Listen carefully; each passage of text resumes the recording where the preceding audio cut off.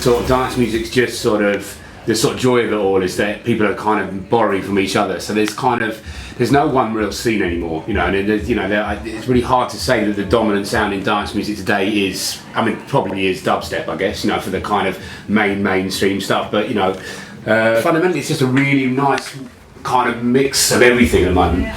But in terms of scenes, I mean, I think what's interesting, you know, like for us when we do dance music, particularly, I mean, we've always, both of us, just, you know, where me and Andy meet in the middle in terms of our love is definitely kind of house music, and that's never gone out of fashion. You know, that's always, you know, that kind of classic sound, and actually that classic sound seems to be having a bit of a revival, but it's just never gone away.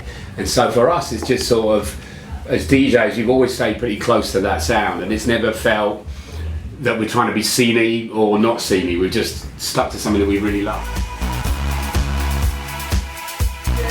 It's amazing, really. You know, like, you know, we sort of DJ far and wide and play a lot of places. This place is really, it really reminds me actually of when we used to play at a place called Sankey Soap in Manchester years ago. But it's kind of, if you wanted to like distill the essence of what a good nightclub should be, you wouldn't go far off from Zouk. The sort of vibe, the lighting, the sound, just everything about it. It's a kind of, you know, if you wanted to bottle a nightclub and put it on a desert island, that'd be the perfect one. First, God, probably 2 or 3 times we arrived here, it was with a box of records. You know, now we've got USB sticks, and you know, that on a kind of technological level it moves on. We've also got a few new little tricks in the DJ booth that we've been working on since the end of the live band. We've had a bit more time to work on how we can control the lights and the whole look and feel of the club as we're playing. But musically, as Tom was saying, what's nice about now is that there's kind of a full circle thing going on, where the house that we've always loved and a lot of which we were playing, or the style of which we were playing the first time we came here, it's come back around, you know, but the new take on it is fatter, and it's got kind of 21st century dirtiness, which is what REP and Hypercolour is all about.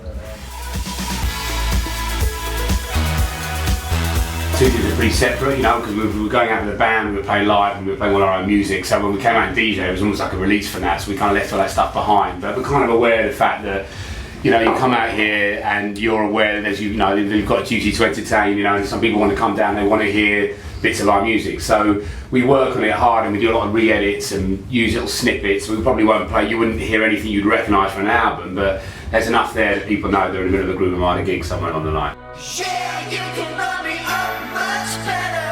lot of the last tour, about 50% of the set on the last live band tour that we did was from that album, and the reason for that, one is it's the best record, and two is because that album was basically the kind of recorded version of the sound that we worked on stage. You know, there's not many people who play dance music live, actually live with a band, and so we ended up with this kind of rock and roll gig that we finally turned into a record. So that's why we took so many tunes from that when we were playing with the band. So with the DJ stuff, obviously we're more back on the rootsy house thing, and Black Light is kind of a long way from there, you know, but Paper Romance crosses both counts.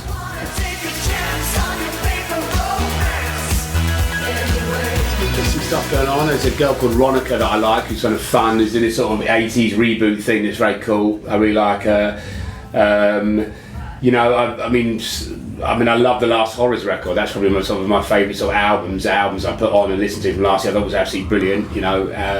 And they're like an amazing band, you know, like one of the best live bands of their generation. I think they're amazing. And so house music wise, yeah, I mean, I'll be totally honest, I don't listen to much dance music at home. It's only when we're out and about. So I've been listening to a lot of Blue Eyed Soul, basically. The problem is as well is that you before it was like, you know, you get the 12-inch and you play the 12-inch. Now is you get 1,000 tunes a week, and you put them into your machines and you cut them and paste them, edit them, and you create versions of the things that you want, and you give it a title that means something to you at 3 o'clock in the morning, and you have no idea who this stuff is by or what, you know. But you know, I think it's fair to say that all that Hot Nature, Jamie Jones crew have played a part in getting this kind of that simple bassline house stuff which we love so much back on the block. So we should probably give that a mention. There's a really good. There's a good UK house scene that's coming out from very much reflecting on the label Hypercolour that we sort of chose to release tunes on. Artists like Mosca and this guy Huxley and all these people are on that label, and a lot of that stuff is kind of where we're putting in. It's a slightly kind of garage influence sort of house stuff, but very British, you know, in a sense. It's great.